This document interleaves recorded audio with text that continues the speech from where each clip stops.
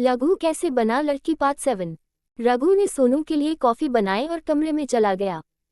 जब वह तुरंत बाहर नहीं आया तो स्नेहा समझ गई कि सोनू दूसरे राउंड के लिए जा रहा है। स्नेहा ने सोनू को 1 हफ्ते की छुट्टी दे दी। 1 हफ्ते बाद सोनू स्नेहा के घर में चला गया। जब स्नेहा ने उन्हें देखा तो उसे बहुत खुशी हुई। सोनू के बगल में स्नेहा ने रघु को देखा, जो एक परफेक्ट पत्नी की तरह लग रहा था। रघु ने करीने से साड़ी पहनी हुई है। उसके लंबे बाल बड़े करीने से बीच के हिस्से वाले हैं और पूरी तरह से गूंथे हुए हैं और उसमें चमेली के फूल पहने हुए हैं। उन्होंने माथे पर सिंदूर और बिंदी लगा रखी थी। रघु ने अपनी नाक में मध्यम आकार का नोज स्टब और कानों में झुमके, हाथों में दर्जन भर चूड़ियां और पैरों में पायल भी पहनी थी। आपका हनीमून कैसा रहा सोनू? स्नेहा से तेज मुस्कान के साथ पूछा। ये वास्तव में अच्छा था, सोनू ने कहा। सुनकर रघु को शर्म आ गई। वह बस फर्श को देख रहा था। जब रघु सोनू के घर गया तो उसे एहसास हुआ कि वह सोनू की दूसरी पत्नी है। राम्या, अपना काम शुरू करो, सोनू ने कहा और रघु अपना सिर नीचे करके रसोई में चला गया। दिन भर रघु स्नेहा की ओर नहीं देख पाया। वह बहुत शर्मिंदा था, जबकि स्नेहा बहुत खुश थी। रात को जाते हुए जैसे स्नेहा देख रही थी।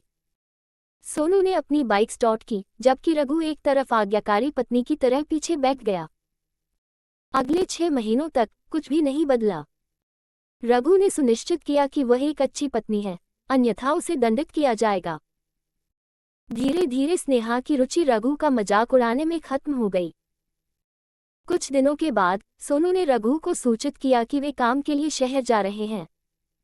वह टैक्सी चलाता, जबकि रघु नौकरानी होता। रघु ने आज्ञाकारी पत्नी के रूप में सिर्फ अपना सिर हिलाया। पहले 2 महीनों तक रघु ने अलग अलग घरों में नौकरानी के रूप में काम किया। एक दिन उसे मेरी नौकरानी दोस्तों से कहा गया कि एक परिवार नौकरानी की तलाश में है और वे प्रति माह 15,000 का भुगतान करेंगे। सोनू ने उसे नौकरी लेने के लिए कहा और रघु बिना किसी समस्या के इसके लिए तैयार हो गया। रघु ने पते पर जाकर दरवाजा बजाया। दरवाजा खोला जाता है और उसने रघु को स्तब्ध कर दिया। और कोई नहीं, रेखा है। पहले तो रेखा रघु को नहीं पहचानती थी, लेकिन जब पहचानती थी वह खुशी से भर गई, ये जानकर कि रघु अभी भी नौकरानी के रूप में काम कर रहा है। उसने तुरंत उसे अंदर खींच लिया।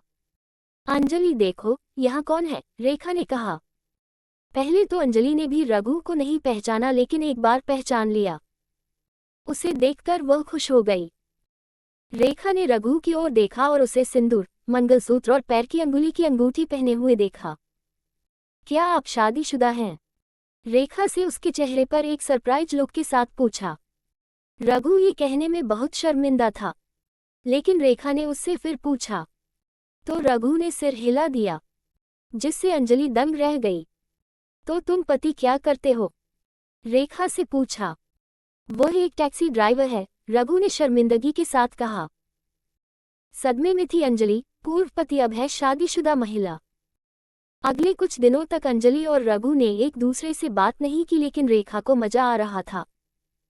रात में खाना खाते समय, अंजलि, तुम्हारी शादी का समय हो गया है, रेखा ने कहा, लेकिन अंजलि चुप रही। आपका पूर्व पति अब एक विवाहित महिला है, पति के साथ घूम घूम कर मस्ती करती हुई, रेखा ने गुस्से में कहा। जल्द ही अंजलि ने रघु पति को देखा। एक दिन जैसे ही रघु ने अपना काम लगभग पूरा कर लिया, अंजलि ने रघु के पति को उसका इंतजार करते हुए देखा। राम्या, तुम्हारा पति तुम्हारा इंतजार कर रहा है, अंजलि ने कहा। उसे सुनकर रघु सचमुच शर्मिंदा हो गया। रघु धीरे धीरे दरवाजे से बाहर निकलने लगा। वह सोनू को नाराज नहीं करना चाहता। सोनू की बाइक में बैठते ही अंजलि रघु को देखती रही। कुछ दिनों के बाद अंजलि को रघु के चेहरे पर कुछ घाव दिखाई देने लगे। सबसे पहले उसने इसके बारे में कुछ भी नहीं पूछने का फैसला किया, लेकिन जब उसे रघु के चेहरे पर बार बार घाव दिखाई देने लगे तो अंजलि चिंतित हो गई। जब अंजलि ने रघु से उनके बारे में पूछा और वह फूट फूट कर रोने लगा, वह अब और नहीं सह सकता था। उसने अंजलि को कसकर गले लगा लिया। कृपया मेरी मदद करो अंजलि, रघु ने कहा। आंखों में आंसू देखकर अंजलि भी रोने लगी। रघु ने अंजलि को सोनू के साथ हिंसक होने के बारे में बताया और वह वास्तव में सोनू की दूसरी पत्नी है। सोनू के सुनने पर अंजलि को बहुत गुस्सा आया। जब सोनू शाम को रघु को लेने उनके घर आया, अंजलि ने उसे रघु को ले जाने की अनुमति नहीं दी। सोनू गुस्से से उनकी तरफ आ गया। बेशक अंजलि अच्छी तरह से तैयार है, वह पहले से ही अपने पुलिस मित्र स्वाति को आमंत्रित कर चुकी है। स्वाति ने सोनू से कहा कि उसने अपनी पहली पत्नी को तलाक दिए बिना राम्या से शादी कर ली, इसलिए राम्या अब उसकी पत्नी नहीं है और अगर उसने फिर कभी राम्या को परेशान किया तो वह उसे जेल भेज देगी। सोनू जेल जाने से थोड़ा डरता था, इसलिए उसने रघु को अकेला छोड़ने का फैसला किया। रघु को बहुत खुशी हुई और उसने अंजलि को कसकर गले लगा लिया। खुशी से उसकी आंखों में आंसू लुढ़क गए। क्या मैं कुछ दिनों के लिए आपके साथ रह सकता हूँ? रघु ने आंखों में आंसू भरकर पूछा। बेशक, अंजलि ने खुशी से कहा। रात को जब रेखा को सब पता चल गया, उसने अंजलि को पति पत्नी के बीच उलझने के लिए डांटा। रेखा ने रघु का हाथ पकड़ लिया और उसे घर से बाहर निकालने लगी। उसे अकेला छोड़ दो, अंजलि बहुत गुस्से में चिल्लाई। रेखा हक्की बक्की रह गई। उसने अंजलि को इससे पहले कभी इतना गुस्से में नहीं देखा, तो उसने उसका हाथ छोड़ दिया। कुछ दिनों के बाद वे धीरे धीरे एक दूसरे से खुलकर बात करने लगे। एक दिन जब वे टीवी देख रहे थे, तो तुमने अपने सहकर्मी से शादी नहीं की? रघु ने पूछा। अंजलि उलझन में थी। वह नहीं जानती कि रघु किस बारे में बात कर रहा है। आप किस सहकर्मी के बारे में बात कर रहे हैं? अंजलि से पूछा। अब रघु असमंजस में है। भ्रमित रघु ने कहा, आपकी माँ ने मुझसे कहा था कि आप अपने सहकर्मी को पसंद करते हैं और आप उसके लिए तैयार हैं और मैं आपको रोक रहा था। नहीं, मेरी मम्मी ने मुझसे कहा था, तुम औरत बनना चाहती हो और मर्द से शादी करना चाहती हो, इसलिए मैंने तुम्हें तलाक दे दिया, अंजलि ने असमंजस से कहा। वे दोनों एक मिनट के लिए चुप थे और अचानक वे दोनों समझ गए कि उन्हें रेखा ने धोखा दिया है।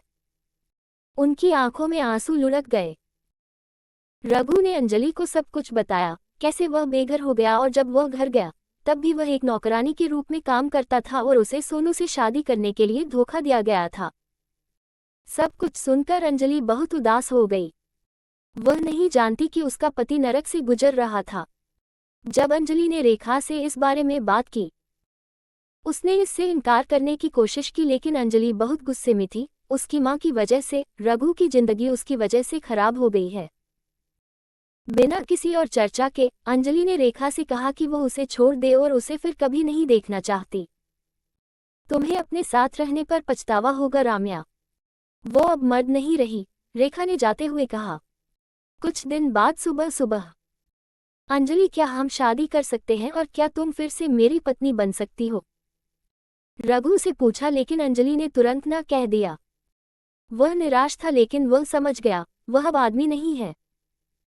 कुछ दिन बाद सुबह सुबह अंजलि रघु को एक मंदिर में ले गई। उसने भगवान से प्रार्थना की और पीछे मुड़कर देखा। अंजलि ने हाथ में मंगलसूत्र पकड़ रखा था। इसने उसे आश्चर्यचकित कर दिया।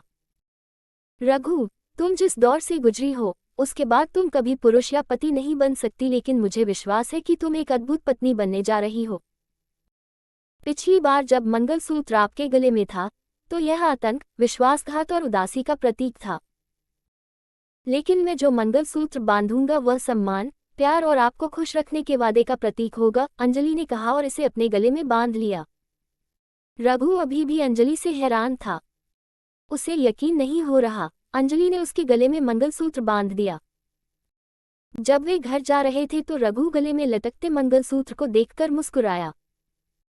जैसे ही वे घर में दाखिल हुए, रघु ने अंजलि की ओर आंखों में आंसू भरकर देखा, लेकिन वह मुस्कुरा भी रहा था। वह तुरंत अपने घुटनों पर गिर गया और अंजलि का आशीर्वाद लिया। अंजलि मुस्कुराए और उसे बेडरूम तक ले जाने लगी। रघु थोड़ा शर्माया और थोड़ा प्रतिरोध करने की कोशिश की। मुझे रसोई में कुछ काम है, अंजलि की पकड़ से बचने की कोशिश कर रहे रघु ने कहा। अब से ज्यादातर समय आप हमारे बेडरूम में होंगे, अंजलि ने कहा और उसे बेडरूम में खींच लिया। रघु खुद से मुस्कुरा रहा था। वह बिस्तर पर लेट गया क्योंकि अंजलि ने उसके हाथ पकड़ लिए और उसका ब्लाउज खोल दिया। अंजलि रघु की मस्त चूचियां देखकर हैरान रह गई। उसने धीरे से अपना सिर उनकी ओर बढ़ाया और उन्हें चूमना शुरू कर दिया, फिर वह उसके स्तनों को चूसने लगी। रघु को बहुत खुशी हुई। खुशी से उसकी आंखों में एक आंसू लुढ़क गया।